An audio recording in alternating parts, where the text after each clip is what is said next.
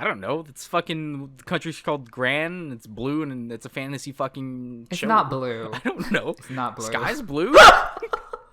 Oh my god! Water's blue. The sky is blue. You heard it here first. Boys and girls, you heard it here first. The sky is blue. Water's blue. That's There's blue stuff. heavy knowledge being dropped on us.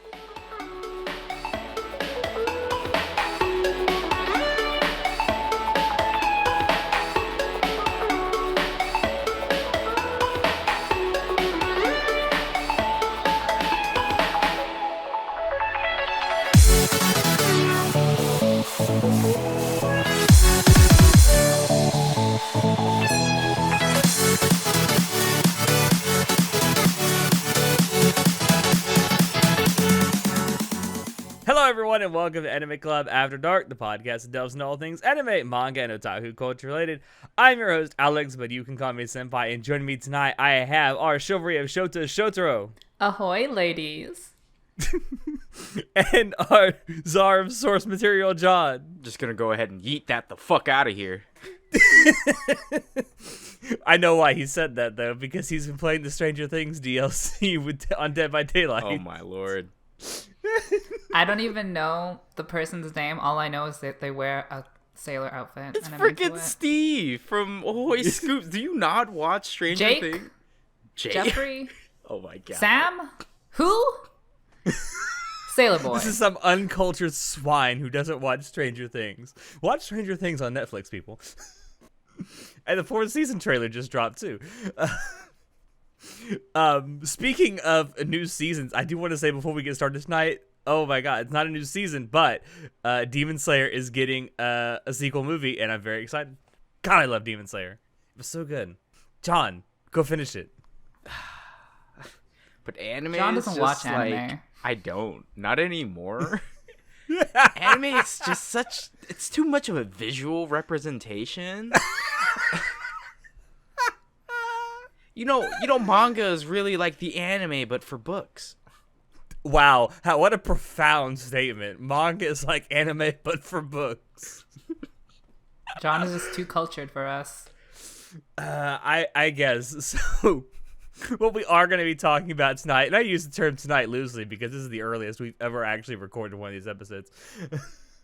We're going to be talking about some of the pet peeves that each of us have when it comes to things like anime, manga, what have you. I will say that some of these pet peeves may also apply to things outside of anime and manga. They can sometimes apply to fiction in general. But for our purposes tonight, we're going to be focusing just on the anime, manga, light novels, bullshit.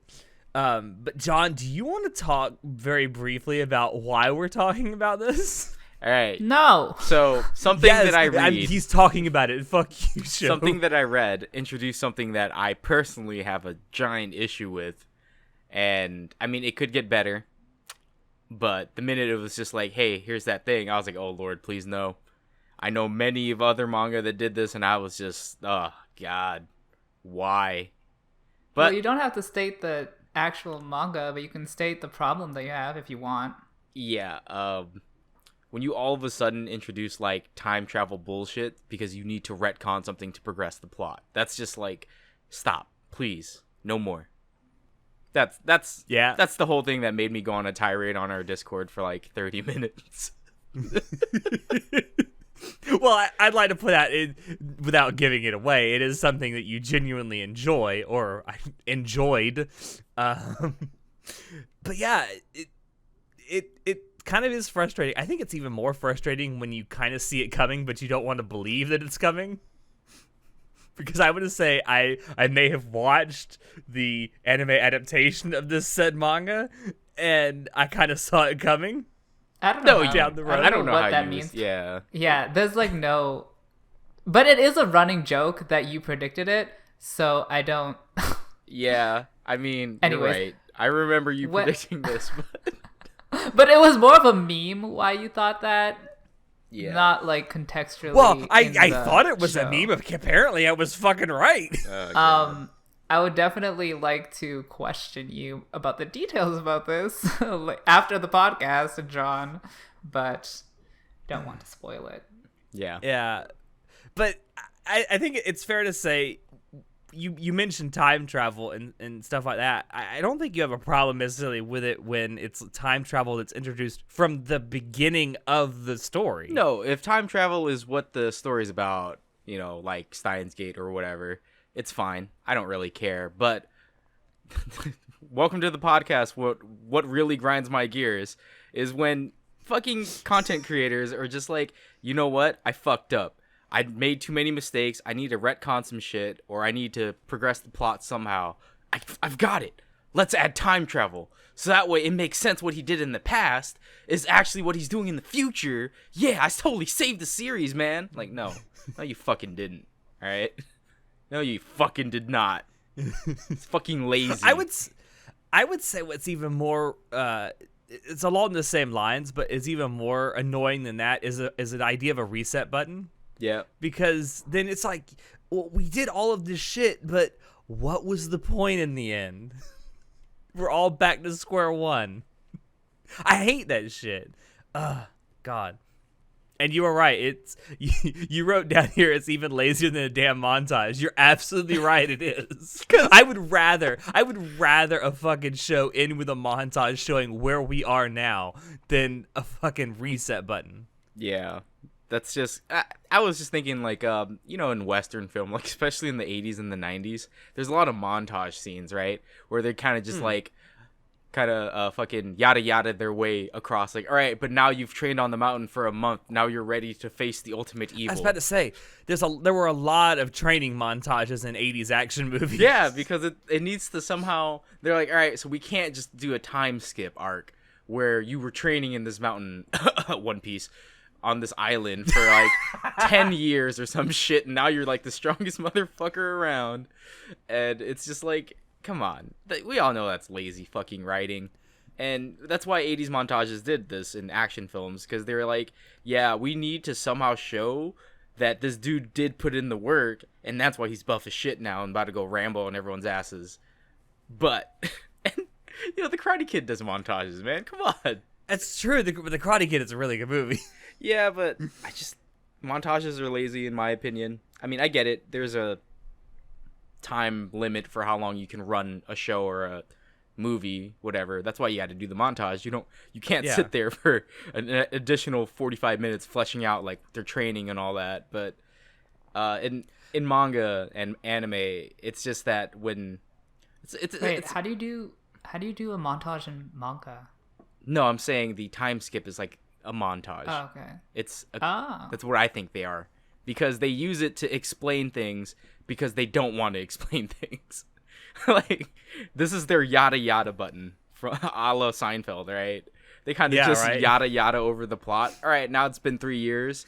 Ichigo is now what happened to him after the freaking arc? I don't even remember. See, I don't even care about who cares? Because after that it kind of falls apart. Yeah, but it's prevalent in shonen, and I'm really turned off by this. Not necessarily because, I don't know, I just have a problem with the fact that they don't want to write this out. Like, they want to tell and not show. Yeah, I get that you want to somehow have your main character become more powerful than ever, but I need to know how the fuck he did that.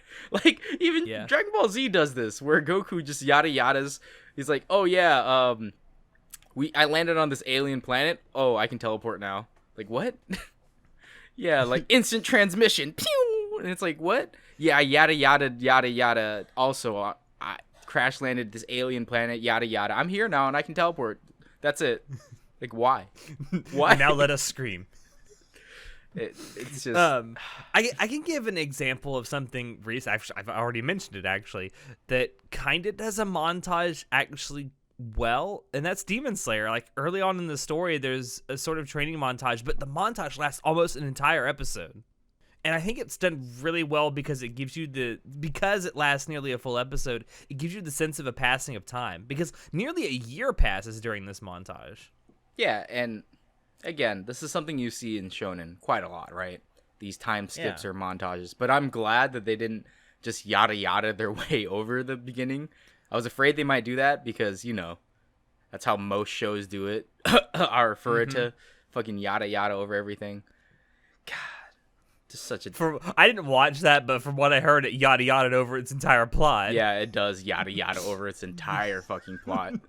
And now it's at the end where it got interesting, but I'm like, but it's not interesting because you yada yada over literally everything that made the ending part fucking interesting.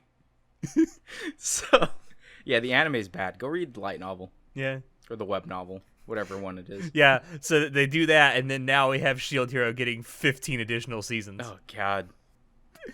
God. It's getting more seasons? They announced that it's going to get a second and a third season. Oh, sad. Sad. You aren't fucking kidding. So I guess kind of on the same line as that, I guess would you consider the whole montage training thing to be a dumbing down for the audience? Not But necessarily. I mean, isn't shonen as a genre just dumbing down? Yeah, actually. I guess depending on how it's written, yeah. I don't know. There's some shonen. Is Demon Slayer a shonen? I think it's a shonen. More seinen. I mean, but... I wouldn't say it's dumbed down. I would say its fights are actually really, really good. But no. So I want to talk about something where an author. This applies more so to light novels and manga than it does to anime. But I think it's relevant. When an author of a work dumbs down and what would otherwise be a very well crafted story, just to appeal to the lowest common denominator consumer. It's so fucking infuriating, and the example that comes to mind for me most like fervently is ReZero. Like ReZero is a pretty. I know, John, you hate ReZero. Yeah. You do? Yeah. But You read for the me, novel. I think that ReZero is a genuinely good crafted story. It's got a nice world. I like most of the characters in it. I just hate the author's writing style. It's so bad. He fucking wants to just lay out everything for the audience to where he thinks that they must be stupid or something because he has to describe everything in detail. And then the cardinal sin to me is he's like explicitly stating character motivations. I'm like, stop! I'll figure this out on my own if you just write the fucking story. Just Yeah. stick to the anime. So, yeah, I understand what you're saying. You enjoy a little nuance, you know. You don't like it being. I enjoy me as a consumer, like having the wherewithal to be able to figure out certain aspects of the story myself. Yeah. That doesn't really become a pet peeve for me because I'm like, whatever. Like, I'll just chalk it up to lazy writing or shitty author, and then I'll just fucking dump the series. Well, a good example, like an example of a work that actually doesn't do that and does it well, but it has every opportunity to dumb it down for the audience, is the Monogatari series. When it comes to the character of Kaiki, Kaiki's motivations have never been explained once in the light novels, ever. So the author, Nisio Izen, is leaving it to you, the audience, to decide what his motivations actually are. And I think it's brilliant because I've talked to like multiple people about this, and like I've heard 5 different theories as to what his motivations for why he does what he does. Money. It's all money. Yeah, well, yeah, it's primarily, yes, all the theories are focused around money. But I mean, like, that's why I fucking love the Monogatari series so much, because it isn't just Kaiki that this is done with. It's done with multiple characters in the series, but Kaiki is probably the most like obvious character this is done with. I can't stand that dumbing down where it's so condescending when authors do that. Yeah. I hate it. Oh God. It's something that I understand why a creator would want to dumb something down. Like, it's sometimes too much nuance is bad too, right? Because then it becomes confusing. You don't know where the character is going. So it's a very fine balance. But I hate ReZero for a different reason, because, you know, you just hate the suffering porn. You hate suffer porn. I do. I hate Subaru. I hate how he's just a little bitch boy. Anyway, I'm not gonna go. I like to watch the bitch boy suffer. Listen, we all know that fucking best boy in this series is Felix. No. Come at me, bro. No, that's a dead meme, bro. We're done with that. Anyway, I think me and you have talked enough show. Yeah, you have a No, fucking like. I don't have anything to say. You have no. You the bullshit. You have like a list here that's as long as my arm. Okay, fine. Since we were talking about shonen genre, I have something to say about the shonen genre. Specifically, I really hate when shonen MCs are naively righteous, which kind of ties into like dumbing down the story, because it's really dumbing down the morals or like the themes of the show, and it's just so impractical because there's no person who would be like, oh, I'm gonna risk my life to save this random person again and again and again, and I'm just gonna ignore all of like the small ethical problems that are going on and be like, I do the right thing all the time and don't question me. And like literally like so many shonen protagonists are like this, and it's like, I get it in that it kind of appeals to the younger audience, but I feel like a lot of these shonens don't necessarily only have to appeal to a younger audience. Like a lot of these shonens are hyper violent, but at the same time, their MC is stupid. So I'm like, who are you appealing to? Like if you're gonna go for the violence, you can't have stupid characters. I don't understand. Like, So pick it a sounds like to demographic. me- It sounds like to me you're describing every single Trigger MC. No, Trigger isn't shonen. I beg to differ. Gurren Lagann is definitely a shonen. Trigger and Lagann isn't the type of shonen I'm talking about. I don't even know if it is a shonen. It's original, right? I'm talking about like basically mangas in Shonen Jump that get, or in shonen serializations that get anime adaptations. But if you want to apply this to Trigger, Gurren Lagann, feel free. Do you have something to apply this I mean, to? it kind of sounds like you. I don't think it the kinda main sound like character you were is. But the main character in Gurren Lagann, he like progresses as a character. I think. I don't know. I was referring more to Kamina, but Oh, but he's not even the main character. Whoa, spoilers. he is a main Spoilers. character. We'll talk about that Well, later. I'm talking about the main character. I have The one something. and the only. So, I agree with Sho here. I don't like naively righteous shonen MCs, though I do love shonen. It's Basically, translation, John is saying he hates himself. yeah, I know, right? No, it's because I believe that the naively righteous MC is supposed to be like that because there's good in everyone, there's good in your heart, and that's great and all if you do something with it. For example, in Naruto, he's like that at the very beginning, right? Even through all his suffering and stuff, and they make it a key point in his personality where he's like, he wants to believe in the good of people, but he does react to all the bad that happens, and it actually pushes him to make tougher decisions, like think of the pain battle, for example.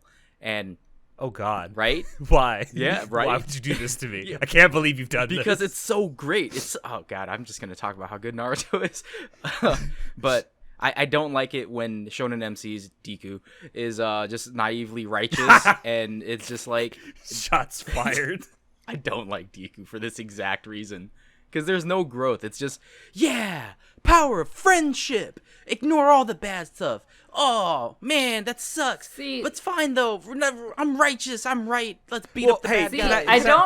I don't mind it as much in My Hero Academia because the whole premise of the entire show is to be like good versus evil. Very, it's like supposed to be stereotypical. Stereotypical good versus stereotypical evil. Yeah, but then Yes. you read, like, My Hero Academia Vigilantes, where you get to see the underbelly, and it's so much better because it's more realistic.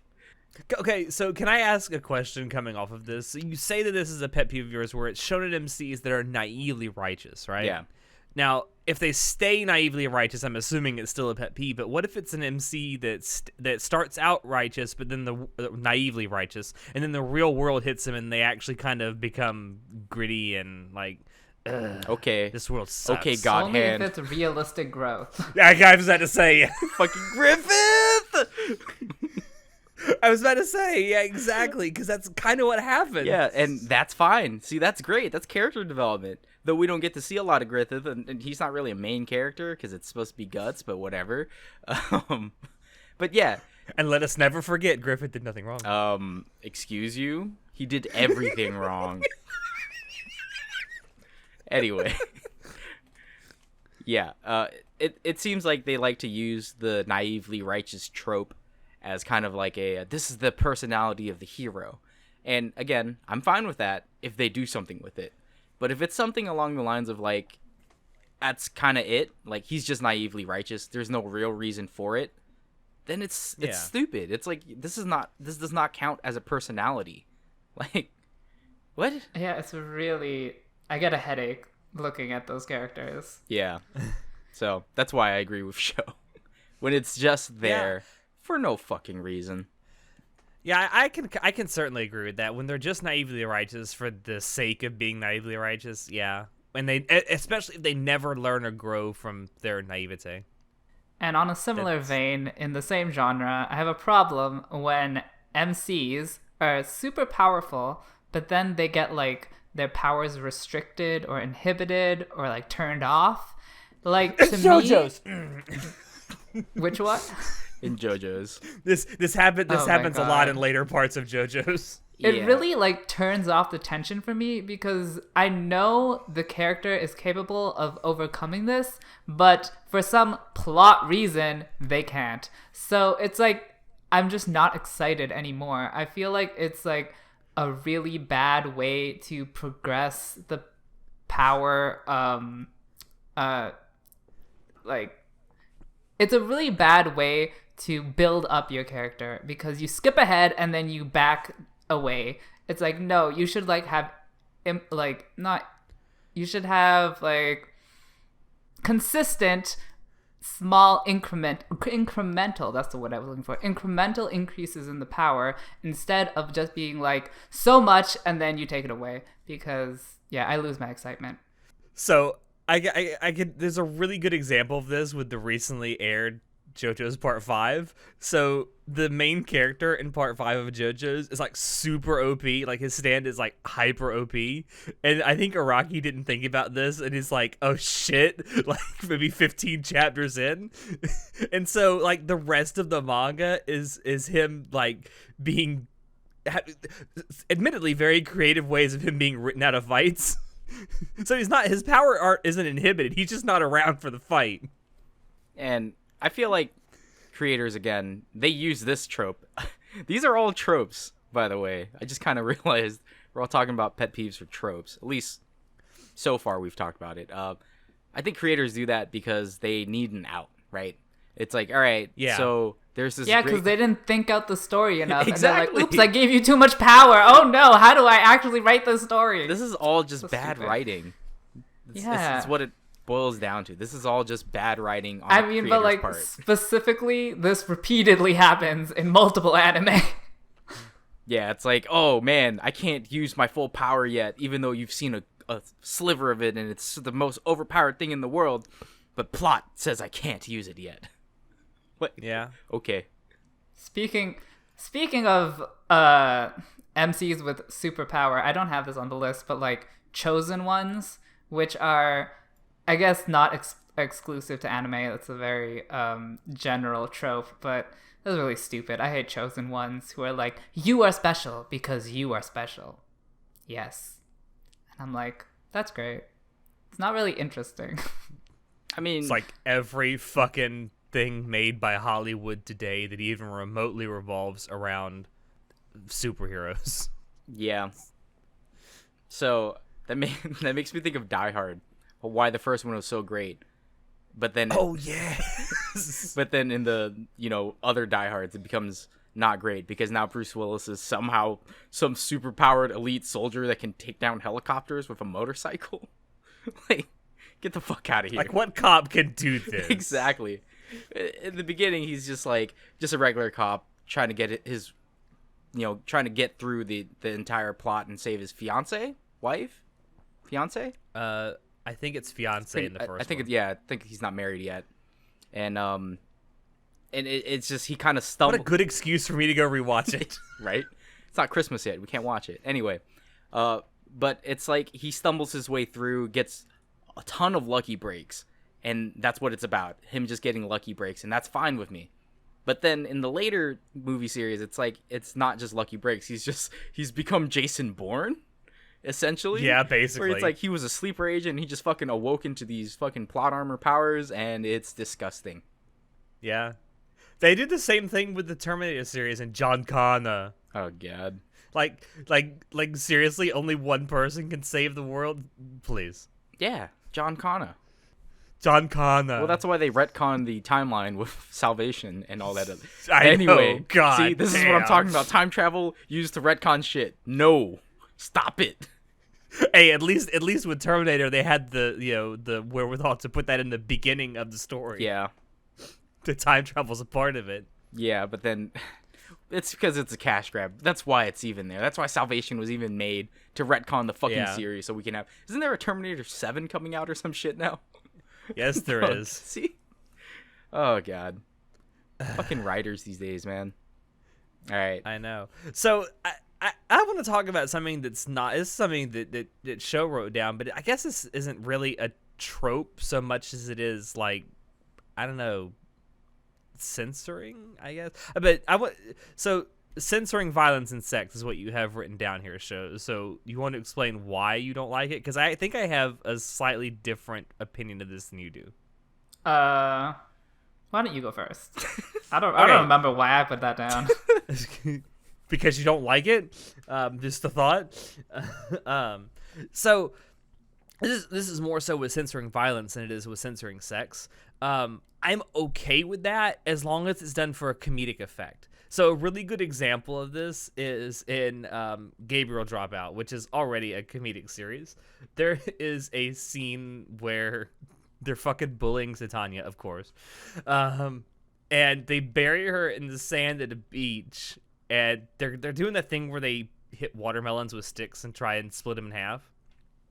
And so they have Gabriel blindfolded, but she can clearly see because it's like cocked up and like one eye is showing. And instead of going for the watermelon, she goes for Satania that's buried and just beats the fuck out of her with a stick. And so right before she swings the stick, they cut away, and all you hear is Satania scream. Like, that kind of censoring of violence, I'm okay with, because it's done specifically for comedic effect. That's an interesting situation to apply to this. I think what I was thinking when I wrote this down was that not censoring in the way that like black bars or like fog. I was thinking more situational, as in you avoid the situation that would lead to violence. So more like scenes are cut out or changed. So especially again in shonen, when it would make sense to kill the person you just defeated, you don't, because I don't know why, because you're a fucking shonen. I would consider that censoring violence, because it makes no sense in the story or in the characters to just let the person live. Like, just kill them, because that would make everything make more sense. It would make the entire story make more sense. And same with sex. Like, these two people are clearly wanting to fuck, so just let them fuck. Okay? They're clearly in a relationship, and they clearly are, like, you know, on top of each other. So, can we just be explicit with these things? Because when you don't, it just dumbs down the story. You just want gory hentai. That's all you want. Whoa, let's not. I'm not into that. That is not my kink, and we do not combine the two. I guess the anime has a really storied history with like the rays of heaven censoring titties. Or the fog. I don't look Fog of again. heaven. I don't Yeah. care. I don't care if it's visually censored. Well, I do, but I care more that, like, did it actually occur in the canon? Like, as long as it occurs in the canon, that's like a progress. It doesn't have to occur on screen. It just has to occur in the canon. Does this, John? Do you think this counts in JoJo's Part 3, where when every like minor villain is defeated, instead of saying they were killed or they were defeated, they said they were retired? Were they sent to the Shadow Realm? Yeah. No, like at the end of the fights with the minor villains in JoJo's Part 3, there's like a box that comes up and says like Darby the Younger retired. Yeah, and it's... Does that count? I mean, so in shonen, they can't be showing that shit, right? Because it's for like 13-year-olds and below, or like 10-year-olds. I mean, they say that, but like, there's a lot of hyper-violent stuff in shonen. Oh no, see, it's completely fine in shonen for you to beat the shit out of someone because you're right and they're wrong, but it's not okay to kill because then it crosses the line, right? It's like, no, I'm not as evil as you. I don't kill you. I'm like, yeah, but you letting him go lets him do more evil things, and then he kills people. So aren't you in the wrong here? But whatever, naively strong shonen protagonist, do what you want, man. Remind me again how many demons Tanjiro has killed in Demon Slayer? All of the demons. But he does it because he needs to release them from their suffering. They make that a very good plot anyway. This is not the Demon Slayer spoiler cast. Don't make me get into this. I just want to say do that a Demon Slayer spoiler cast. that quote-unquote shonen authors are not forced to do this. I'm pretty sure they do this because they think it'll appeal to their audience, which I think it just hurts their story. Maybe. I don't know. If it was supposed to be there, or if it would make sense for the violence and or sex to be there and it was taken out, then yeah, I kind of agree. Don't you find that, like, so many anime, it would make sense for sex or violence to occur in the scene and then it doesn't? Yeah. I would say with shonen in particular, it's more so with the violence, but in more dramatic, adult-oriented shows, I would say it's probably more the sex. Like, of course, partially this is probably because a lot of romance series take place in high school, which is why you don't see the sex. But there's so much sex in like high school romance series where it's sort of implied that it may have happened, but it's left kind of up to you, where it's like, I don't know. That's my opinion of it. I mean, so that makes me think of when something happens, right? And then they cut to the next scene. Instead of showing the sex, they show like a flower petal being plucked, right? Like, oh, it's been plucked. Yes. And it's like, no. That's a euphemism for taking someone's virginity. Yeah, and I'm just like, no. You got to show me that. Come on, you can't just do that. Oh, my. Yeah, I guess that's censorship. I don't know. But in the same sense, sometimes when they do show you the sex scenes, it's kind of like cringy, and you're like, oh god, I don't want to watch this. Just like, you mean like Scum's Wish? Yeah, I'd rather you just yada over that and just tell me it's implied. Scum's Wish was beautiful. Anyway, we're not going there. Anyway. I want to bring up. I still maintain it is not possible for a man to cry and ejaculate at the same time. Well, I don't know. Honey. Sad fucking. Have you heard of Viagra? What? I'm pretty sure Viagra had nothing to do with that scene in Scum's Wish. All right, so to keep this moving along, because we need to progress the plot, I'm gonna talk about my next point. A giant pet peeve. Are you approaching plot? Oh, stop. One of my most giant pet peeves in anime is when the plot progresses due to ex machinas, and aka plot armor. And an example of this. Oh, Jesus. We should probably put a disclaimer that there's going to be a shit ton of spoilers. I want to talk about Guilty Crown. And one of the reasons... So spoilers for Guilty Crown coming up. A good thing, because no one gives a fuck about Guilty Crown. Yeah, as they should. I hate Guilty Crown, right? I've talked about this many times. And one of the worst things that it did was Oh My Shoes becomes a depressed little baby bitch after, like, episode 13 because he gets his freaking seed taken away or whatever. And oh my. All of a sudden, his mom suddenly gets the third genome, right? And they talked about, like, yeah, in the world, there's only, like, 3 genomes. And they think that's good enough to cover it. Like, no, motherfucker. How the fuck did his mom find the third genome? How the fuck did she get Wasn't she a laboratory scientist that was involved in the thing? Yeah. Wasn't she, like, directly part of the fucking research on the genomes? All right. But Guy explicitly states that they only have 2 of the 3. Where the fuck did the third one come from? See? Out of her fucking coochie. Exactly. She pulls that shit out of her fucking coochie and then gives it to Oh My Shoes to progress the fucking plot because he's a little soy boy crying little bitch boy. And is this like a literal ass pull? yeah, and it's fucking stupid as shit. This is... Why? Why the fuck did you do that? He has no character progression. He was just a sad little soy boy cuck. And then all of a sudden he gets his power back and he's like, I know what I have to do. I have to go defeat Guy. And then Inori's character takes a giant fucking shit on itself because, like, all right, well, she's not important to the plot anymore, so we're just going to keep her, like, plain and boring. And she was just the caretaker. Like, we don't get to see anything that progresses the plot other than, well, his mom found the third genome somehow, and now she has to get it to him so he can go take the other genomes and stop the world from destroying itself or whatever. And it's like, what? Excuse you, what? You just spent 12 episodes in a school environment making, like, shitty jokes and all this stuff. And then all of a sudden, he becomes king of high school. And then all of a sudden, it gets taken away. And then all of a sudden, he's now fighting the big bad, right? It's like, what? It just kind of yada yadas over everything. And I hate that. I hate ex machinas. Like, if you suck at writing, and you're like, all right, I need to introduce something so that way the main character can progress the fucking plot, you're doing something wrong here, buddy. There's no growth. There's no development. It's just, well, we need to progress the plot. And it's fucking dumb. I fucking hate it. God. I can understand why you hate it so much. I do too.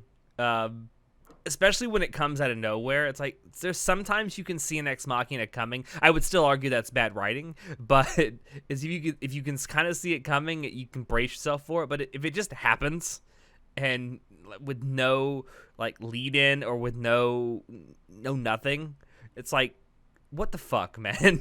What was the point of everything that came before? Why didn't you just start the story here? Exactly. Like, if they just made it where Oh My Shoes was a soy boy beta cuck who was just he had the power and then he went to do the rebellion thing and then he gets fucking betrayed, then I'd been like, you know what, this has been a lot more interesting. Then you'd also have 10 extra episodes to actually, flesh out the plot of how he gets their genome and show character growth instead of him being depressed that one girl that was all over his cock got fucking murdered, even though healing was her ability and she couldn't heal herself for some reason. I think they explained that she can't heal herself, but she can heal other people. The girl with the bandages and shit. Anyway. My God, it's fucking Crazy Diamond. Yeah. Anyway, Guilty Crown is fucking terrible. I hate it. That's all I got. Yeah, as you've said many times on this podcast. No, plot armor is fucking infuriating. Sword art. It is a sign of like really bad writing, but I also think that sometimes writers write themselves into corners and then have no choice but to do like an ex machina or plot armor. So, girl, if you write yourself into a corner, just kill off the MC and move on. Right? Just end the series. That leads me. I'd rather you kill off someone that you've written into a corner than do an ex machina. That leads me brilliantly into a pet peeve that I have. So I fucking hate it. I hate it so much when an author will kill off or does death fakeouts with an MC during the climax or denouement of a story. I hate that. I hate that so much, especially if it's just done to build tension. Why? Because it's so stupid. Like, if this is the only, okay, girl. Like, if this is the only way you can think of to resolve plot points, then okay, fine. But if there are other ways that the story could have been resolved without the main character just up and fucking croaking, do that, please. I like it when the main character dies. Wow. Well, please tell me when it's gonna happen in Sword Art. Never.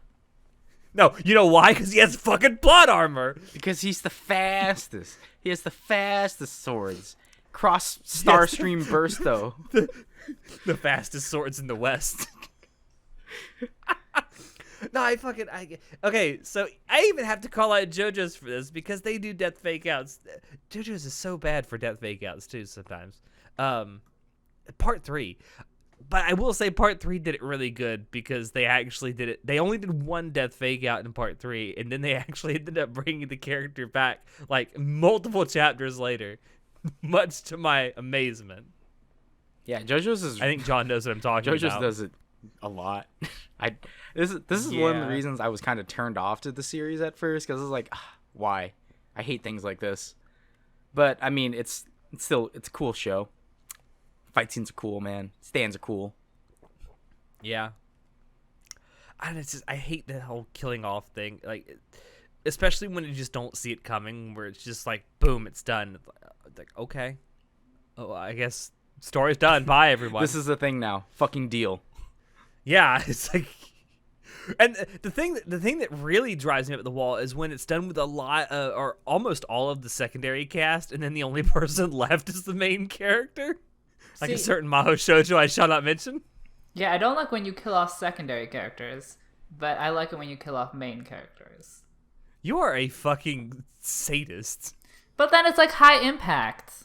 Like if you kill off a secondary character, like I don't care. But if you kill off the main character, I actually care. So at least you get an emotional response out of me. I don't like it when they just kill off characters in general without a reason, right? Yeah, And just willy-nilly, just for the sake of building tension. so this brings me to my next point. When they introduce characters without actually having them contribute to the story, they purely exist to be a plot point for the main character. And as I wrote, this includes being killed off to set off MC without knowing what the supporting character even means to them. I have two examples here. Gurren Lagann. Oh god. Oh god. Oh yeah, I want to say spoilers for Gurren Lagann. Spoilers for Gurren Lagann and spoilers for Corpse Princess.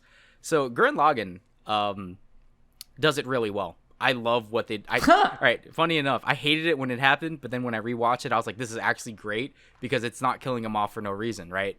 It actually pushes the main MC, the real MC, to the spotlight and throws him into this violent, turbulent world, and he's still a kid and he doesn't know what the fuck to do, but because of what the person who gets killed off represented to him, it creates the next arc, and that's beautiful. It works great. Gurren Lagann is really good with that. As a negative example, in Corpse Princess, we're introduced to the main character, who is a Shikabane, a Corpse Princess, and then her handler, which is, you think he's the main character, and then after an episode and a half, he gets fucking killed because we need to introduce the real main character, his younger brother, who is just this whiny little bitch boy who now is thrust into this situation. And all that we know is that, oh, it was his older brother, and this is his Shikabane, so you have to have the bond and help out. And it's like, what? What does the older brother mean to the younger brother? And sure, they explain it like, oh, in flashbacks, oh, he was precious to him, and his younger brother was suffering from this, and his older brother was always trying to help him. I'm like, yeah, but you did it so suddenly. You introduced this character who is really cool, and he actually is like, he's friends with the Shikabane girl before she becomes a Shikabane, and it made sense for him to be the handler. But then they just kill him because they need the younger brother to take the MC role. I'm like, what? Why? He literally has zero connection to the Shikabane. What? And Corpse Princess, by no means, is a great anime. It's pretty clearly poorly written. But I hate that shit, man. That's one of the ex machinas. Like, something has to happen to progress the plot. Let's just kill off this guy that that we spent an episode building up and like showing the relationship, and then we're just gonna fucking murder him because we need a younger brother to become MC. Like, what? Why the fuck did you put that in there then? Like, the new MC has nothing to do with the plot, and he's just introduced into it. Fucking stupid. God. I completely agree. That was a hell of a rant. I thought you were gonna say Gurren Lagann was a example of this being a bad thing. No, I liked it. He wrote right there where it's a positive example. Yeah. But why I don't understand why you have positive examples. This is a pet peeve, cast. Because Only negativity. Because just because I have it as a pet peeve, it really just means when they do it poorly. I'm not saying that it's a bad trope in general. It's, Make up your mind, John. When it's done poorly, it's stupid. But you can do it right, is all I'm saying. It is possible to do this correctly. So I have a question about whether you think a certain thing was done in this regard poorly or well, regarding a certain spinny boy in Naruto. I'm trying really hard not to spoil that, by the way. See, I hated it because me too. It just I'll fucking never forgive Kishimoto for it this doesn't make sense at this point, Like, there was no development. He just dies because there needs to be something to, push Naruto forward, and it's like, why? Again, see the pain battle for actual good use of this trope, man. Like, you had it. I feel like he was killed off for two primary reasons. I think that Kishimoto had probably realized that this particular character that we're referring to had a pretty substantial character arc that had been fleshed out pretty well, and didn't really have anywhere else to go with it. And two, he needed something in the story to sort of pseudo break Naruto before shit started to get real. And speaking of Naruto, I'm gonna move on to my next plot point because this involves Naruto. I hate unclear plot lines. I hate when characters have no direction, and Naruto does this really well in the very beginning, but between then and then jumping to Shippuden, and then in between Shippuden, the plot is fucking unclear. Like, what is his motivation? Like, Naruto starts off as a naive protagonist. I'm going to be Hokage one day. And he develops his character through trials and tribulations. And it gets progressively better. But then it reaches a bunch of stops where it's like, all right, Kishimoto obviously doesn't know where to go from here. What should we do? Let's introduce this new character. Let's kill this character. Let's introduce a new bad character. Flashback. Fillers. Let's meander around a pretty minor fucking nation for 15 chapters. And it's like, Naruto has good and bad examples of this, which is why I put it down here. It's mainly good though, because by the end, he finally goes back to his roots, and he's like, all right, the thing that we started in the beginning, friendship above all, believe it, will of fire, all that. I'm gonna be Hokage. Yeah, and then the will of fire, right? How it comes full circle. That's what I liked about it. It finally connected back. And it's like Naruto, now he's seen some shit. He's developed his character. He knows the world is not all fucking rainbows and cupcakes. And he understands that there's pain and that there's actual suffering. But even then, it makes sense because now he's fighting against the big bad, and he's like, no, the big bad's idea is stupid because that's not real, man. And it's good. I realize a lot of these pet peeves we keep talking about come back to Naruto. Because Naruto it has so many points where it's so good and also so many points where it's so bad. But it gets saved at the end. That's why I like it so much. And you've read pretty much all the manga, yeah, right? I've read all the manga. I don't think you're reading Boruto, no, are I'm you? not. I read the first 10 chapters of Boruto, and I was like, meh. It's like the last, I would say, quarter of the first part of the Naruto manga and the first third of the second part of the manga. It's just so much meandering plot lines. Like, what are you doing? Yeah, I feel like Kishimoto was trying to do some serious world building, but he kind of fucked it up because it became really boring. Because he was he didn't want to make it too complicated. But I was like, but no, you've already done this. You fucking go all in, bro. Come on. God, we should do a rewatch of Naruto. I don't have time to watch all 700 episodes. Oh God. But yeah, fucking Naruto. Unclear plot lines where the direction that the protagonist is going, it just doesn't make sense. Like, what they started at is not where they ended at, and it doesn't come full circle. And there's no reason for anything that happened in between. It just pisses me off. That's why you have Ex Machinas at the end. That's why Ex Machinas exists, because they need to fucking reset that bitch. All right, so you haven't talked for a while. I have nothing to say.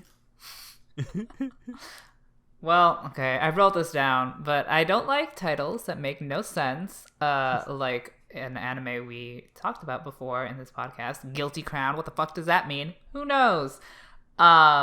Well, actually, Durarara. in Guilty Crown, as you see, when they have the genome, the king's genome, oh, here we he go. has a guilty crown because he's overpowered and doesn't know what to use. Anyway, I'm not Like Code worst Geass. explanation ever. I'm just gonna point this out. Someone actually told me that because I did make the same point.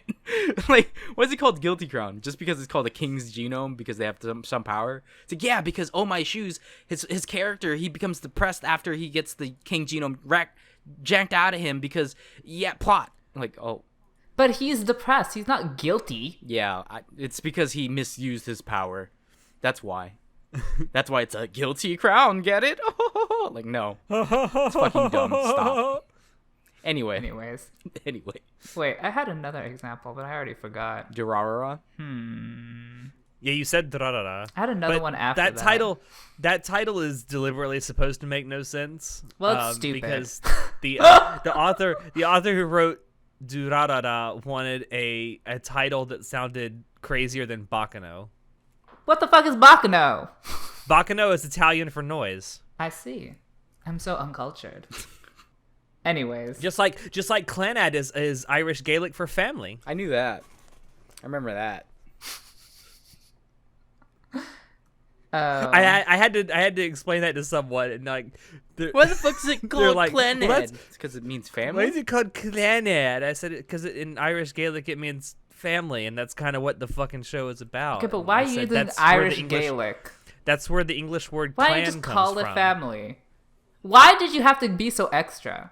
Like, no one understands that. Because for some reason, creators in Japan think it's super cool and edgy to use like foreign Oh, is it words. like reverse weeb?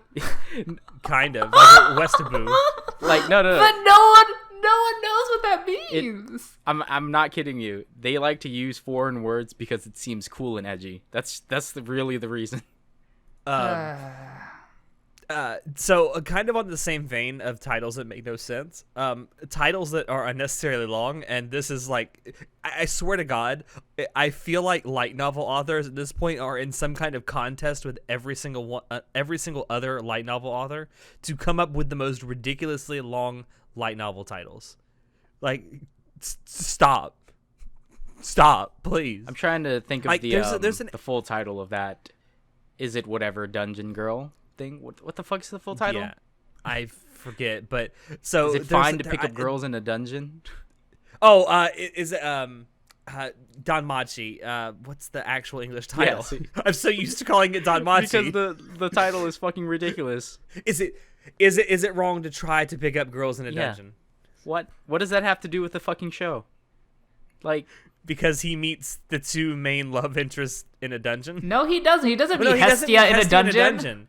He meets Eyes in a dungeon. Though. yeah. And he doesn't try to pick her up. He doesn't try to pick anyone up. So I guess it is wrong to pick girls up in a dungeon because he didn't do it. No. See, that's not the title. The title is it wrong to try to pick up girls in a dungeon? Well, he didn't do it, nor did he try. That also makes me think of another one that I can't remember. It's something about Well, I'll anyway. see you at the end of tomorrow or some shit, and it has a super long title afterwards. Yeah, there's an anime. Of course it's an isekai anime adaptation of a light novel that's coming out this fall season called High School Prodigies Have It Easy Even in Another World. Like, really? Shut up. Oh Fuck. man, I can talk about how I hate that show too, or that novel, because I read that. Fucking terrible.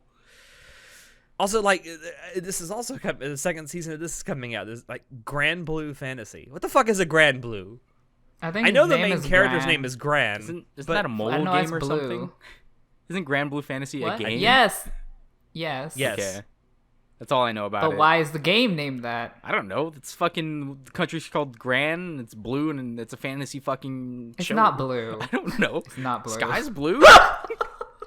Oh my god! Water's blue. The Sky sky blue. is blue. You heard it here first. Boys and girls, you heard it here first. The sky is blue. Water's blue. That's some There's blue stuff. heavy knowledge being dropped on us.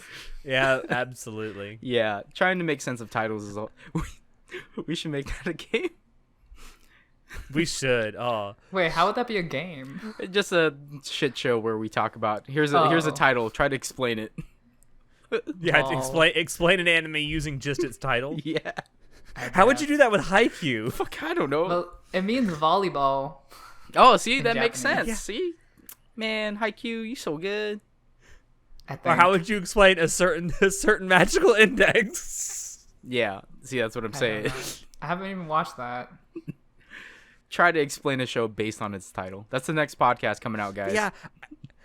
I think John's right though. A lot of this has to do with authors trying to be fucking edgy and chuny coming up with these fucking titles.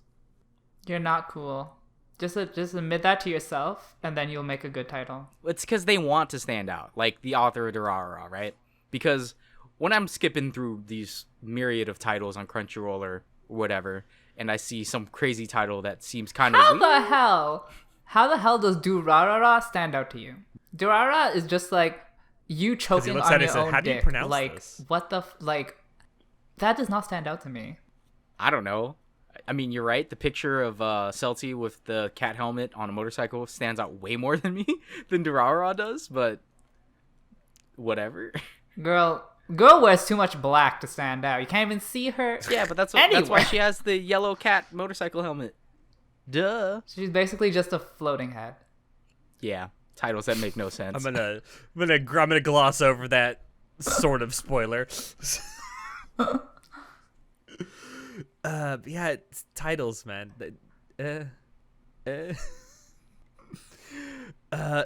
there's another one here that I think you wrote down. Show I gotta find it here because you wrote like 15 million things. The DQN. When characters confess, but the other person conveniently doesn't hear them. I hate that shit. All right. Oh my god. Disclaimer. Have you watched Haganai?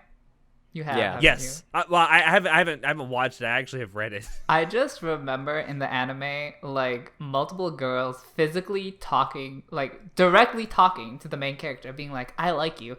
And then the main character is like, what did you say? I didn't hear you. And this happens multiple times. And I'm like, this is the stupidest. Like, this is the worst way to, like, build up romantic tension. It's like, are you people illiterate? Do you need a hearing aid? Like, this is so stupid. And this happens, like, basically all romantic fucking shows. And even in non-romance. Any romance, this may occur. So And it's not. It may not even be a romance word. I need to disclaimer this, point this out. This is a trope called DQN, or Dokun, meaning thick-headed. And this is something that main protagonists suffer from because I thought Dokun was a trope for women. For airheaded? No. Ditzy character. Anyway, Why do you think that the cliche is moi moi kyun? No. Anyway, so DQN characters, right? Thick-headed characters, they exist because the creators want there to be kind of a love interest, but they don't want to flesh it out because they're fucking lazy, but they want it to be there. And on your point of Haganai, there's an actual reason he does that. And it's explained poorly at the end of the novel, and the novel ends very poorly. But there is a reason. Though, again, it's probably just the author retconning it and being like, well, we made him a DQN because we didn't want to progress the plot because it's about this guy having a harem of girls.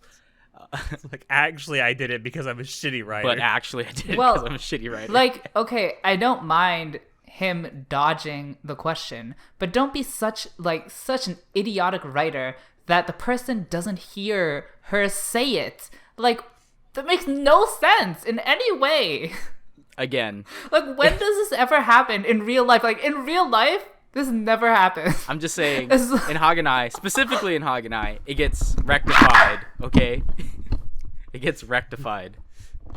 What was that scream? Jesus Frustration. Christ. I got so angry that I knocked my microphone down. Oh, jeez. Oh, I thought you got another beetle on you. Oh, God.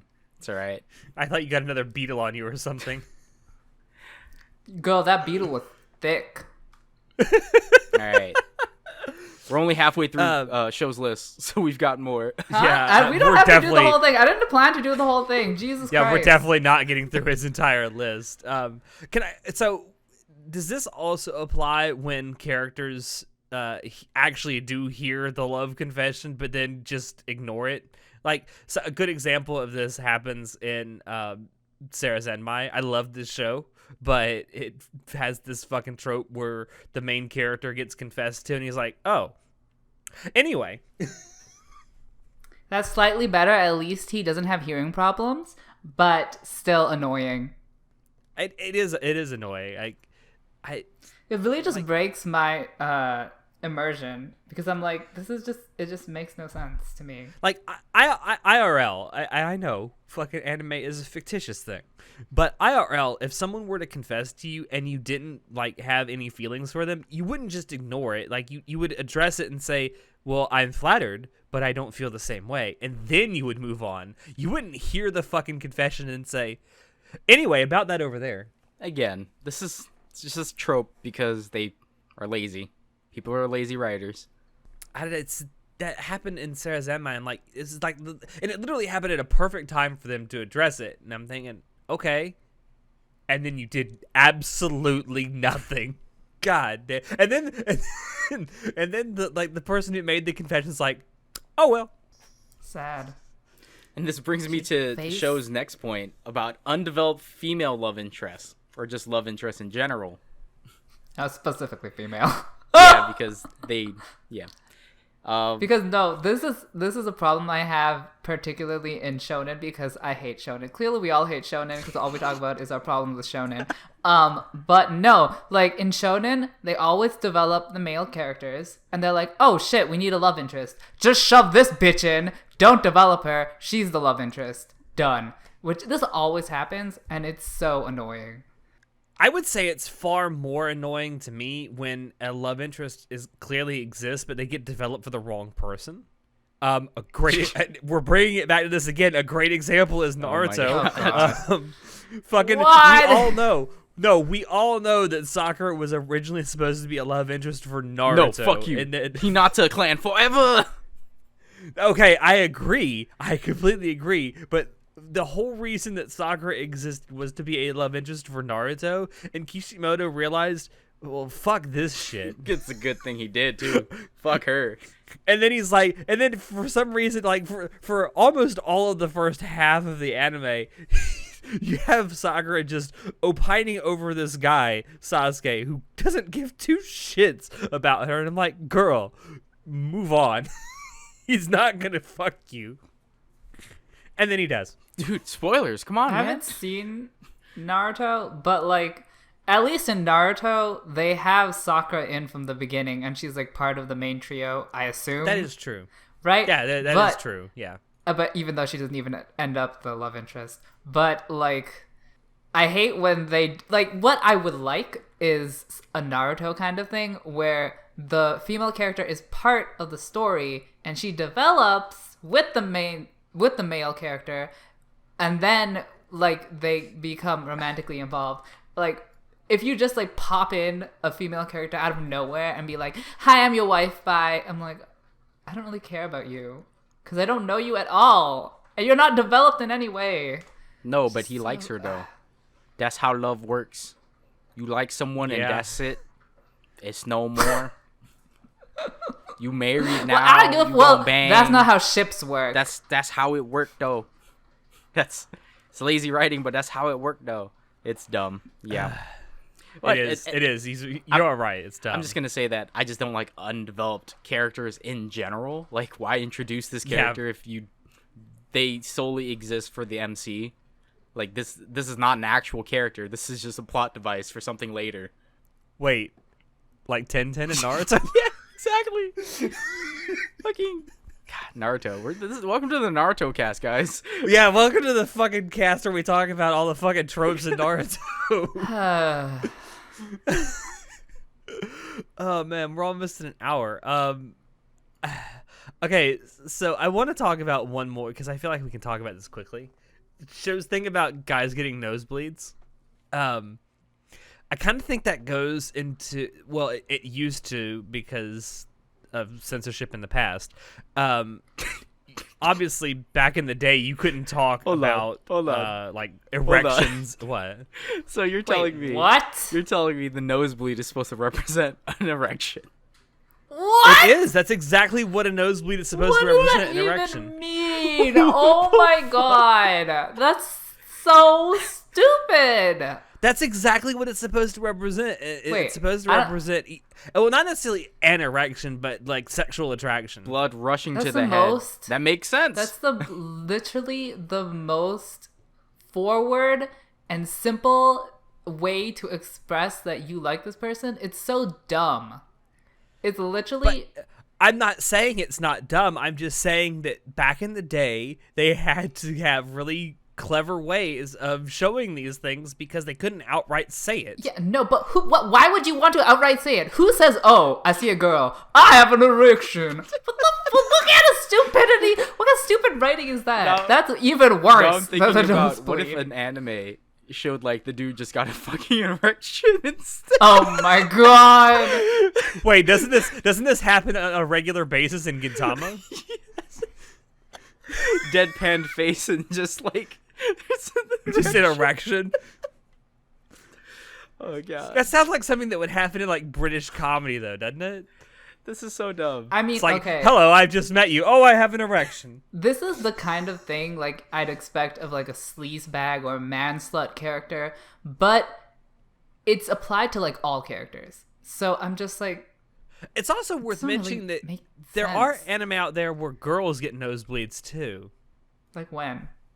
I know it's happened a few times in Kiss Him Not Me. I knew you would say that, but that's not. That's a very, very niche genre. I don't read and or watch a lot of like female-led romance shows, so. But I have seen it happen where female characters will get nosebleeds. Well, I particularly put this Usually in. they're for Joshi characters, though. I particularly put this in because of Fire Force, where the main character just like really blushes and nosebleeds a lot. Sometimes it's because he's being hit on, so it's actually appropriate. But Are we not going sometimes, to talk about the sometimes creepy it's just smile, not though? appropriate. I'd rather not. We're not going to talk about, like, you talk about the nosebleed, right? Just Uh-huh. walking up to someone with that creepy ass, like, shark tooth smile. Well, that's a completely different thing. Uh-huh. You like that, don't you? Huh? I just would rather not talk about Fire Force because that's just a bad written show. For Listen, multiple it looks reasons. good, though. It does look good, though. Oh no, it looks phenomenal and the sound design's great, but God, that story is just so banging my head against the wall, you know. I had to drop it because of that. Are you watching the Hey, anime? David Production, Part 6 win. You know, are you watching any of the anime? Yeah, I watched like the John? first 6 episodes. Oh wow, nice. I know, right? I can't believe I made it to I 6. feel like the anime Watch- made the story You watch anime, congratulations. better. Because I feel okay. The directing in Fire Force is like top tier in my opinion. Yeah, but So I feel like the directing really helps the story. the story and the plot is still so bad. I know it's bad, but like you're just making gold out of shit, honey. I wish I had that You're not superpower. making gold out of shit. You're I'd just be making so a shit rich. sandwich. Anyway. All right. Well, that has been the Naruto Yeah. spoiler cast, I guess. Yeah. Well, you try to turn it into a Fire Force spoiler cast there at the end. But yeah, these are some of our pet peeves when it comes to anime. We have more. Maybe we can talk about this again in a later episode, part 2 of Return of the Saltiness. I really want to call this episode Return of the Saltiness. I probably will. So yeah, thank you all out there for dropping in to listen to us. We hope you enjoyed it because we always enjoy bringing this stuff to you. If you want to check out previous episodes of the podcast, you can find us on YouTube, SoundCloud, iTunes, and Spotify. If you want to keep up with what we're doing, you can join us on Discord, Facebook, Twitter, and our website. Shoot us an email if you have any questions or if you have ideas for topics you'd like for us to talk about in the future. Links to all these things will be down below in the description. As always, I have been your host, Alex, and I will see you next time. Say goodnight, everybody. It's not nighttime. No, it's not. It's really not. I've only been up for an hour and a half ish. It's too early. Girl, it's literally 4 in the afternoon. Good morning. Good morning.